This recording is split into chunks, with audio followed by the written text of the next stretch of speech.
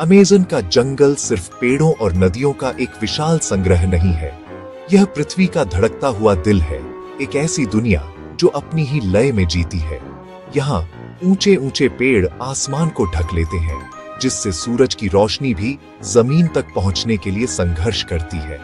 इन घने पर्दों के नीचे एक अलग ही ब्रह्मांड बसता है, जहां हर पत्ता, हर लता और हर जीव एक प्राचीन कहानी कहता है। हवा नमी से भारी है और हर तरफ से आती आवाजें एक अजीब संगीत बनाती हैं। बंदरों की चीखें, अनजान पक्षियों के गीत और पत्तों पर रेंगते कीड़ों की सरसराहट। यह एक ऐसी जगह है जहां प्रकृति अपने सबसे शक्तिशाली और अनियंत्रित रूप में मौजूद है, जहां इंसान सिर्फ एक छोटा और कमजोर मेहमान है जो इस विशाल साम्राज्य के नियमों को समझने की कोशिश कर रहा है। यह जंगल सिर्फ हरा भरा नहीं है, यह रहस्यों से भरा हुआ है। इसकी गहराई में क्या छिपा है, यह सवाल सदियों से खोजकर्ताओं, वैज्ञानिकों और साहसी लोगों को अपनी ओर खींचता रहा है। क्या वहां सच में सोने के खोए हुए शहर हैं, जैसा कि पुरानी कहानियों में कहा जाता है, या फिर कुछ ऐसा है जो हमारी कल्पना से भी परे है? हर मोड़ पर यह जंगल आपको चुनौती देता है। नदियां मगरमच्छों और पिरान्हा से भरी हैं, और जमीन पर जहरीले सांप और विशाल मकड़ियां अपना जाल बिछाए बैठी हैं। यह एक ऐसा स्थान है जहां एक छोटी सी गलती भी आपकी जान ले सकती है। अमेज़न आपको अपनी सुंदरता से मोहित करता है, लेकिन साथ ही अपने खतरों से आपको लगातार सावधान भी करता रहता है। यहाँ जीवित रहना सिर्फ शारीरिक शक्ति का खेल नहीं, बल्कि मानसिक दृढ़ता की भी परीक्षा है। यहाँ का हर दिन एक नया संघर्ष है, एक नई पहेली है। सुबह की धुंध जब पेड़ों से छूटती है तो एक नई दुनिया का अनावरण होता है, एक ऐसी दुनिया जो रात के अंधेरे में पूरी तरह बदल चुकी होती है।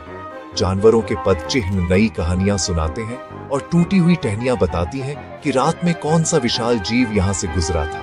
अमेज़न कभी सोता नहीं है, यह हमेशा जागता रहता है, हमेशा देखता रहता है। इसकी खामोशी भी धोखा देने वाली होती है, क्योंकि इस खामोशी के पीछे हजारों आंखें आपको देख रही होती हैं। इस जंगल का असली रहस्य इसकी विशालता में नहीं, बल्कि उन अनगिनत जीवन रूपों में छिपा है जो यहाँ पनपते हैं, और उन रहस्यों में जो इसने अपने हरे भरे आवरण के नीचे सदियों से छिपा रखे हैं। इस अनछुई दुनिया में प्रवेश करना एक पवित्र अनुभव जैसा है, लेकिन यह एक खतरनाक वादा भी है। आप एक ऐसे क्षेत्र में कदम रख रहे हैं जहां नियम इंसान नहीं, बल्कि प्रकृति तय करती है। यहाँ आपकी डिग्रियां, आपका अनुभव और आपकी तकनीक सब कुछ फीका पड़ जाता है। जंगल आपसे सम्मान की मांग करता है, यह आपसे धीरज और समझ की अपेक्षा करता है। जो लोग इसे जीतने की कोशिश करते हैं वे अक्सर इसके शिकार बन जाते हैं, लेकिन जो लोग इसे समझने की कोशिश करते हैं उन्हें यह अपने कुछ रहस्य बता सकता है। सवाल यह है कि क्या हम उन रहस्यों को जानने के लिए तैयार हैं, या क्या वे हमारे लिए बहुत गहरे और खतरनाक साबित होंगे। अमेज़न का जंगल सिर्फ भौगोलिक रूप से विशाल नहीं है, यह कहानियों और किंवदंतियों का भी एक अथाह सागर है। सदियों से यहाँ के स्थानीय कबीले उन आत्माओं और प्राणियों की कहानियां सुनाते आए हैं जो इस जंगल की रक्षा करते हैं। वे मापिंगवरी की बात करते हैं, एक विशाल, एक आंख वाला प्राणी जो जंगल में भटकने वालों को अपना शिकार बनाता है। वे कुरुपिरा का जिक्र करते हैं, जिसके पैर पीछे की ओर मुड़े होते हैं ताकि वह शिकारियों को भ्रमित कर सके और उन्हें जंगल की गहराई में भटका सके। ये सिर्फ कहानियां नहीं है, ये चेतावनियां हैं जो पीढ़ियों से चली आ रही हैं और बाहरी दुनिया के लोगों को जंगल के अदृश्य खतरों से आगाह करती है। ये कहानियां जंगल के रहस्य को और भी गहरा कर देती हैं। इतिहास भी इन रहस्यों का गवाह रहा है। 1925 में प्रसिद्ध ब्रिटिश खोजकर्ता पर्सी फॉसेट अपने बेटे और एक दोस्त के साथ अमेज़न में एक खोए हुए शहर ज़ेड की तलाश में निकले थे। उन्होंने अपने अंतिम पत्र में लिखा था कि वे एक अज्ञात क्षेत्र में प्रवेश कर रहे हैं, और फिर वे हमेशा के लिए गायब हो गए। उनका क्या हुआ, यह आज तक एक अनसुलझा रहस्य है। क्या वे किसी अनजान बीमारी का शिकार हो गए, या किसी शत्रुतापूर्ण कबीले ने उन्हें मार डाला, या फिर जैसा कि कुछ लोग मानते हैं, क्या उन्होंने सच में कुछ ऐसा खोज लिया था जिसे दुनिया से छिपाकर रखना जरूरी था। फॉसेट की कहानी उन अनगिनत खोजकर्ताओं की कहानियों में से एक है जो इस जंगल की पहेली को सुलझाने निकले और खुद एक पहेली बन गए। ये कहानियां और गायब होने की घटनाएं सिर्फ अतीत का हिस्सा नहीं है।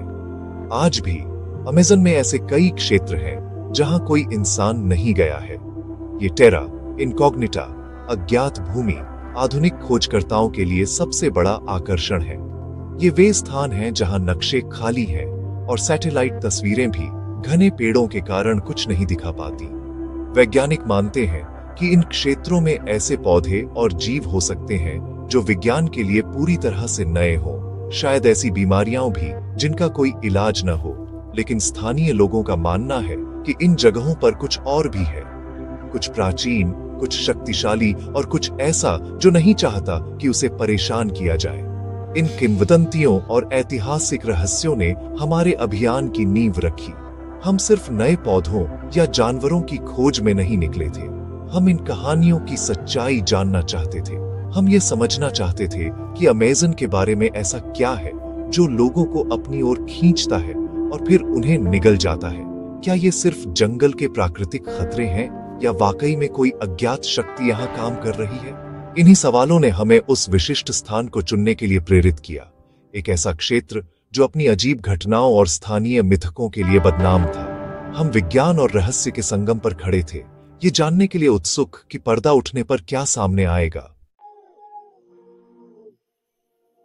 हमारी टीम का गठन एक अनोखे उद्देश्य के साथ हुआ था। हम सिर्फ वैज्ञानिक नहीं थे और न ही केवल रोमांच के भूखे साहसी। हम इन दोनों का मिश्रण थे। हमारी टीम में डॉ एलेना वर्गास थी, जो एक अनुभवी जीव विज्ञानी थी और अमेज़न के अज्ञात पारिस्थितिकी तंत्र को समझने के लिए जुनूनी थी। उनके लिए यह अभियान नई प्रजातियों की खोज करने और यह समझने का एक अवसर था कि जीवन सबसे चरम परिस्थितियों में कैसे पनपता है।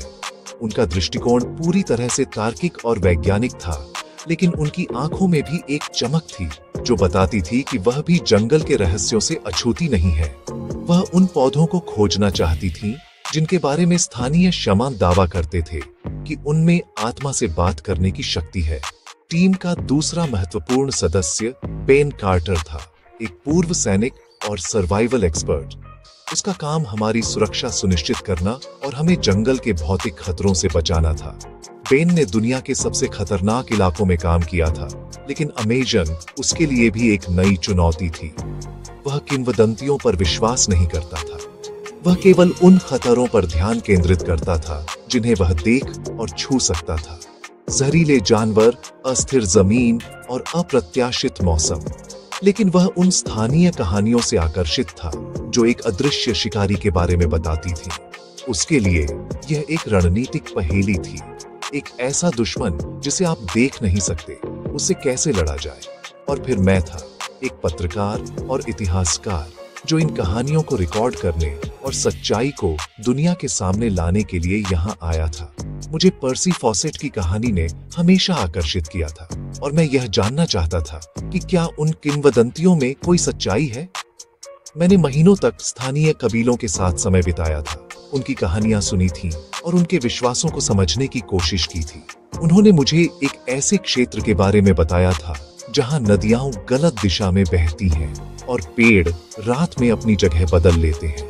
ये वैज्ञानिक रूप से असंभव लग सकता है, लेकिन उनकी आंखों में जो विश्वास था उसने मुझे यह मानने पर मजबूर कर दिया कि वहां कुछ तो जरूर है। हमारा लक्ष्य उसी असंभव क्षेत्र की खोज करना था। हमने अपना स्थान बहुत सावधानी से चुना था। यह अमेज़न के सबसे दूरस्थ और दुर्गम हिस्सों में से एक था, एक ऐसा क्षेत्र जिसे आधिकारिक तौर पर कभी मैप नहीं किया गया था। स्थानीय लोग इसे आत्माओं की घाटी कहते थे और वहां जाने से डरते थे। उनका कहना था कि जो कोई भी उस घाटी में प्रवेश करता है वह या तो पागल हो जाता है या कभी वापस नहीं लौटता। वैज्ञानिकों के लिए यह एक अछूता जैविक खजाना था। बेन के लिए यह अंतिम सर्वाइवल चुनौती थी और मेरे लिए यह इतिहास के सबसे बड़े रहस्यों में से एक को सुलझाने का मौका था।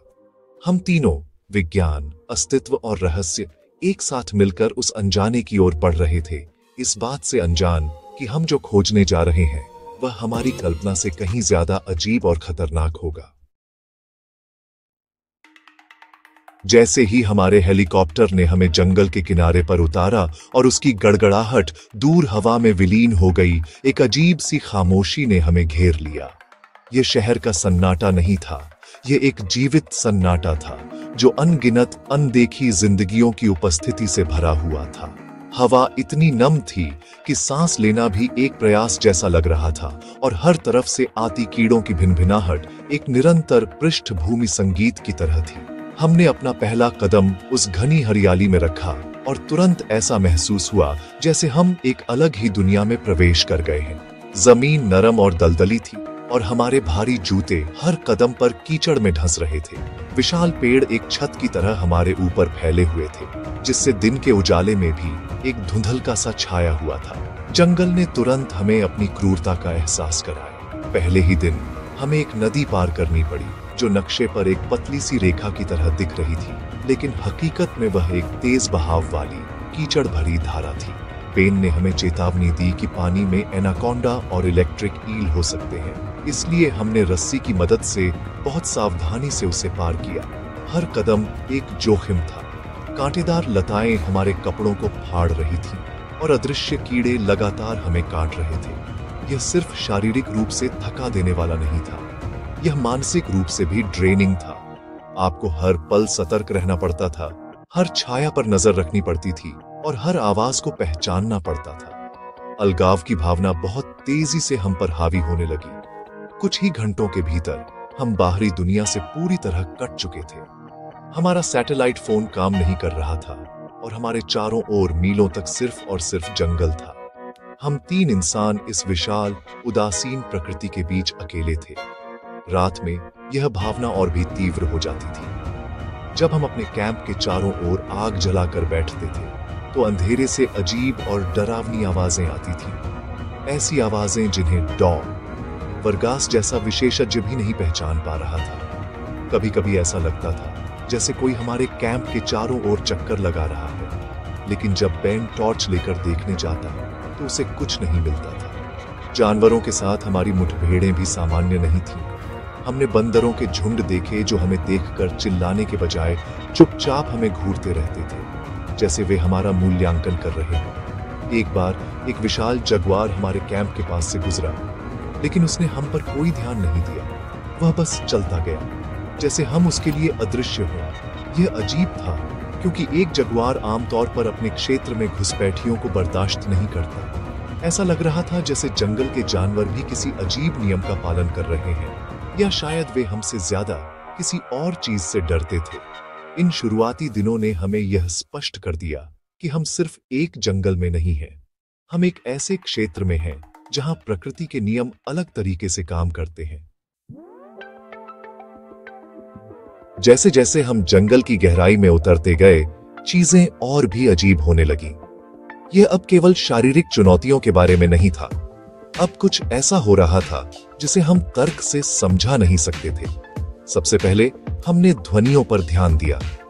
दिन के दौरान जंगल की सामान्य आवाजें अचानक बंद हो जाती थीं और एक अजीब भारी खामोशी छा जाती थी। ऐसा तब होता है जब कोई बड़ा शिकारी आसपास हो, लेकिन हमें कभी कोई शिकारी नहीं दिखा। फिर रात में हमें फुसफुसाहट जैसी आवाजें सुनाई देने लगी। वे हवा में पत्तों की सरसराहट जैसी लगती थीं, लेकिन कभी कभी वे लगभग मानवीय लगती थीं, जैसे कोई बहुत दूर से बात कर रहा हो। हमने इसे अपनी थकान और कल्पना का खेल मानकर नजरअंदाज करने की कोशिश की, लेकिन हम तीनों ने उन्हें सुना था। फिर छाया का खेल शुरू हुआ। दिन के उजाले में भी हमें अपनी आंखों के कोनों से अजीब हरकतें दिखाई देती थीं। एक काली छाया जो पेड़ों के बीच से तेजी से गुजर जाती थी। जब हम सीधे उस ओर देखते तो वहां कुछ भी नहीं होता था। पहले हमें लगा कि यह शायद कोई बंदर या कोई बड़ा पक्षी है, लेकिन ये हरकतें बहुत तेज और चुपचाप होती थीं। बेन, जो अपनी तेज नजरों के लिए जाना जाता था, भी इसे लेकर परेशान था। उसने कहा कि उसने कभी ऐसा कुछ नहीं देखा। ऐसा महसूस होने लगा था जैसे कोई हमारा पीछा कर रहा है, हमेशा हमारी नजरों से ओझल, लेकिन हमेशा मौजूद। यह एहसास बहुत डरावना था, क्योंकि यह आपको लगातार बेचैन रखता था। जानवरों का व्यवहार भी दिन ब दिन और अजीब होता जा रहा था। एक शाम हमने देखा कि सैकड़ों तितलियां एक ही पेड़ के चारों ओर एक अजीब पैटर्न में उड़ रही थीं, जैसे वे किसी अनुष्ठान का हिस्सा हो। डॉ. वर्गास ने कहा कि यह व्यवहार किसी भी जात प्रजाति के लिए सामान्य नहीं है। एक और बार हमने देखा कि पक्षियों का एक झुंड सीधे आसमान में उड़ने के बजाय एक विशाल घेरे में घूम रहा था और वे कोई आवाज नहीं कर रहे थे। यह सब बहुत अप्राकृतिक लग रहा था। ऐसा लग रहा था जैसे जंगल का पूरा पारिस्थितिकी तंत्र किसी बाहरी शक्ति के प्रभाव में है, एक ऐसी शक्ति जो प्रकृति के सामान्य नियमों को तोड़ रही थी। इन सूक्ष्म लेकिन लगातार हो रही घटनाओं का हम पर गहरा असर पड़ रहा था। हम अब केवल शारीरिक रूप से थके हुए नहीं थे, हम मानसिक रूप से भी थकने लगे थे। हर अजीब आवाज, हर रहस्यमयी छाया हमारे डर को बढ़ा रही थी।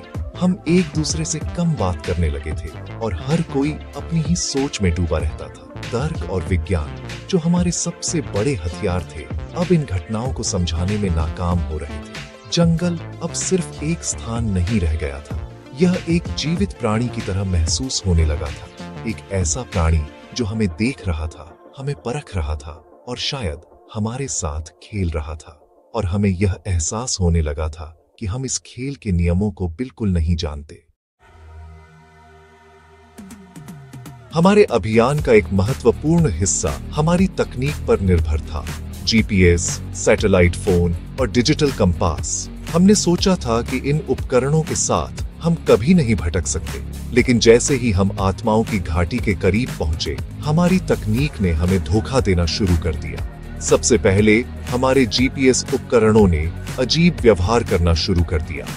हमारी स्थिति स्क्रीन पर बेतरतीब ढंग से कूदने लगी। कभी हमें मीलों दूर दिखाती तो कभी हमारी स्थिति को बिल्कुल भी दर्ज नहीं कर पाती। हमने इसे घने पेड़ों के कारण सिग्नल की समस्या माना, लेकिन यह समस्या लगातार बनी रही, यहाँ तक कि जब हम खुले क्षेत्रों में थे, नक्शे अब बेकार हो गए थे, क्योंकि हम यह नहीं जानते थे कि हम वास्तव में नक्शे पर कहाँ हैं। इसके बाद हमारे कंपास ने काम करना बंद कर दिया। चाहे वह डिजिटल हो या पारंपरिक चुंबकीय कंपास, सुई एक ही दिशा में स्थिर रहने के बजाय बेतहाशा घूमने लगी। पेन ने इसे कई बार जांचा, ये सोचते हुए कि शायद आसपास कोई बड़ा लौह अयस्क का भंडार है, लेकिन भूवैज्ञानिक नक्शों में ऐसा कुछ भी दर्ज नहीं था। यह एक मौलिक नियम का उल्लंघन था। पृथ्वी का चुंबकीय क्षेत्र अचानक इस एक छोटे से क्षेत्र में अविश्वसनीय रूप से अस्थिर क्यों हो गया था? इस घटना ने हमें पूरी तरह से दिशाहीन कर दिया। अब हम केवल सूरज और सितारों पर निर्भर थे, लेकिन घने जंगल में वे भी अक्सर दिखाई नहीं देते थे। हम सचमुच एक अज्ञात भूमि में खो गए थे। इस भटकाव की भावना ने हमारे मनोविज्ञान पर गहरा प्रभाव डाला। हर दिन हम घंटों तक चलते थे, ये विश्वास करते हुए कि हम एक सीधी रेखा में आगे बढ़ रहे हैं, लेकिन शाम को हम खुद को उसी स्थान के पास पाते थे जहां से हमने शुरू किया था। ऐसा लगता था जैसे जंगल खुद को हमारे चारों ओर बदल रहा है, हमें एक अंतहीन चक्र में फंसा रहा है। पेड़ और चट्टानें परिचित लगने लगती थीं, लेकिन फिर भी कुछ अलग होता था, जैसे किसी ने उन्हें थोड़ा सा हिला दिया हो। यह एक भयानक एहसास था, जैसे हम एक भूल भुलैया में फंस गए हों, जिसे कोई अदृश्य शक्ति नियंत्रित कर रही हो। डॉ. वर्गास ने इसे एक मनोवैज्ञानिक घटना के रूप में समझाने की कोशिश की, जिसे एनवायरमेंटल हिप्नोसिस कहा जाता है, लेकिन हम तीनों जानते थे कि यह उससे कहीं ज्यादा था। इस तकनीकी विफलता और भौगोलिक भटकाव ने हमें पूरी तरह से जंगल पर निर्भर बना दिया। हमें अब केवल अपनी इंद्रियों और सहज ज्ञान पर भरोसा करना था, लेकिन एक ऐसी जगह पर जहां आपकी इंद्रियां भी आपको धोखा दे रही हों, आप किस पर भरोसा कर सकते हैं? यह अज्ञात का एहसास बहुत शक्तिशाली था। हम अब केवल खोजकर्ता नहीं थे, हम एक ऐसे खेल में मोहरे बन गए थे जिसके नियम हम नहीं जानते थे। हम उस प्राचीन भय का अनुभव कर रहे थे जिसे शायद शुरुआती इंसानों ने महसूस किया होगा, एक ऐसी दुनिया में खो जाने का डर जो आपकी समझ से परे है। हम उस बिंदु पर पहुंच रहे थे जहां वैज्ञानिक जिज्ञासा डर में बदल रही थी और अभियान का उद्देश्य अब खोज नहीं बल्कि केवल जीवित रहना बन गया था। जब हमारी तकनीक ने हमें पूरी तरह से निराश कर दिया, तो हम अपनी आंखों और हाथों पर अधिक निर्भर होने लगे और तभी हमने वे चीजें खोजनी शुरू की जो किसी भी नक्शे पर दर्ज नहीं थी। एक दिन एक फिसलन भरी ढलान से नीचे उतरते समय मेरा हाथ एक पत्थर पर पड़ा जो अजीब तरह से चिकना और सममित था। जब हमने आसपास की मिट्टी और लताओं को हटाया तो हमने पाया कि यह एक विशाल नक्काशीदार पत्थर की दीवार का हिस्सा था। यह कोई प्राकृतिक संरचना नहीं थी, इसे स्पष्ट रूप से इंसानों ने बनाया था। दीवार पर अजीब प्रतीक और ज्यामितीय पैटर्न उकेरे हुए थे जो किसी भी झात अमेज़ोनियन संस्कृति से मेल नहीं खाते थे। ऐसा लग रहा था जैसे हमने सचमुच एक खोए हुए शहर या मंदिर के अवशेष खोज लिए हैं। ये खोज अविश्वसनीय थी। डॉ. वर्गास उत्साह और अविश्वास से भर गई।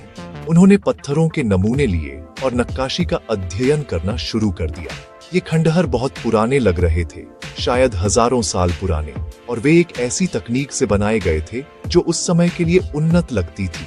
लेकिन सबसे अजीब बात यह थी कि ये खंडहर पूरी तरह से प्रकृति के साथ एकीकृत हो गए थे। विशाल पेड़ सीधे दीवारों के बीच से उग आए थे और मोटी मोटी जड़ें पत्थरों के चारों ओर लिपटी हुई थीं, जैसे वे एक दूसरे का हिस्सा हों। ऐसा लगता था जैसे प्रकृति ने इस जगह को नष्ट करने के बजाय इसे अपना लिया है, इसे अपने भीतर छिपा लिया है। जैसे ही हमने और खोजबीन की, हमें और भी अजीब चीजें मिली। हमें ऐसे पौधे मिले जिन्हें डॉ. वर्गास ने पहले कभी नहीं देखा था। एक पौधे की पत्तियां रात में एक हल्की नीली रोशनी से चमकती थी। एक और पौधे का रस किसी भी घाव को लगभग तुरंत ठीक कर देता था। ये खोजें किसी भी वैज्ञानिक के लिए जीवन भर का सपना होती, लेकिन यहाँ वे भयानक लग रही थी। हमें ऐसे जानवर भी दिखे जो जीव विज्ञान की किताबों में मौजूद नहीं थे। छोटे 6 पैरों वाले स्तनधारी और कीड़े जो धातु की तरह चमकते थे। यह एक ऐसी दुनिया थी जहां विकास ने एक अलग ही रास्ता अपनाया था, एक ऐसा रास्ता जो बाकी दुनिया से पूरी तरह से अलग था।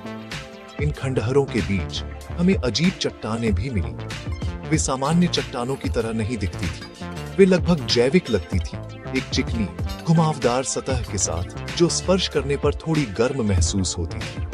जब बेन ने गलती से एक चट्टान पर अपनी कुल्हाड़ी गिरा दी तो उससे धातु की तरह टकराने की आवाज आई, लेकिन चट्टान पर एक भी खरोंच नहीं आई। ये चट्टानें क्या थीं? क्या वे उल्कापिंड थे या कुछ और? हर खोज हमारे उत्साह को बढ़ा रही थी, लेकिन साथ ही हमारे डर को भी।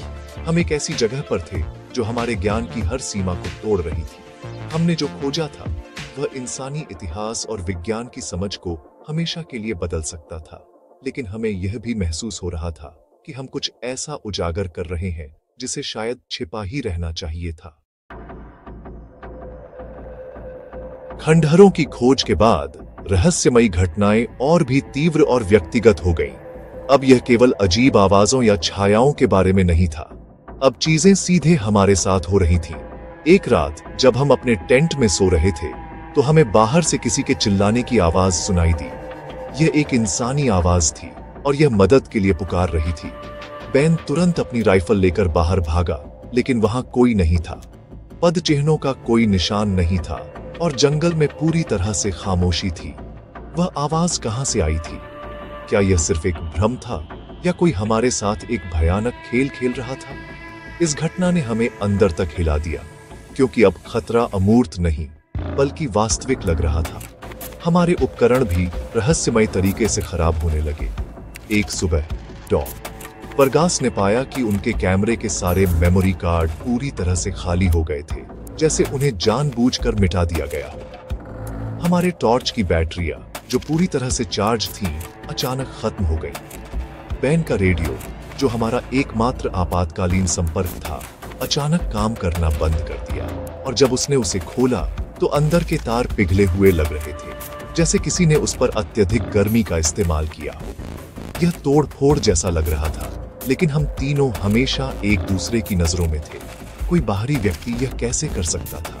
ऐसा लग रहा था जैसे कोई अदृश्य शक्ति हमें बाहरी दुनिया से पूरी तरह से काटने की कोशिश कर रही है।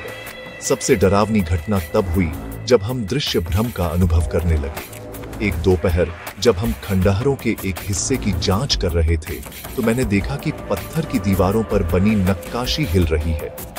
प्रतीक धीरे धीरे बदल रहे थे और नए पैटर्न बना रहे थे।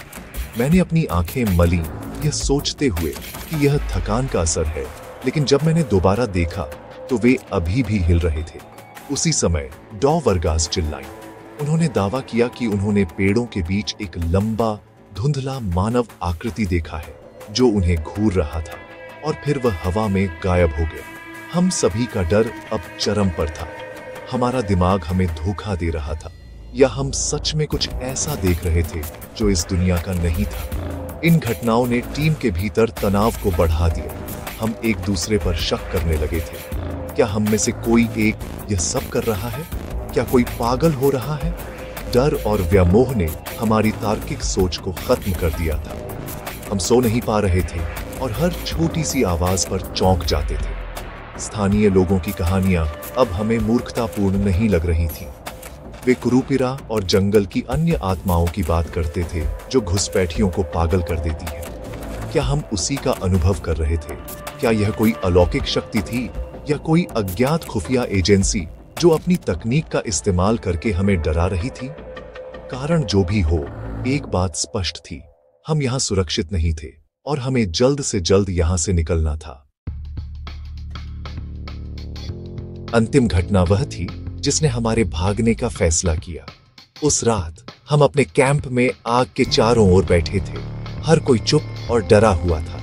अचानक हमारे चारों ओर के जंगल से एक तेज यांत्रिक गुनगुनाहट की आवाज आने लगी। ये किसी भी जात जानवर या मशीन की आवाज नहीं थी। ये गहरी, स्पंदित और अविश्वसनीय रूप से तेज थी। आवाज के साथ हवा में एक अजीब ओजोन जैसी गंध फैल गई और हमारे शरीर के रोंगटे खड़े हो गए। फिर पेड़ों के ऊपर हमने एक अजीब कंपकंपाती रोशनी देखी, जैसे कोई विशाल अदृश्य चीज हमारे ऊपर मंडरा रही हो। यह न तो बिजली थी और न ही कोई हेलीकॉप्टर। यह कुछ और था, कुछ पूरी तरह से विदेशी।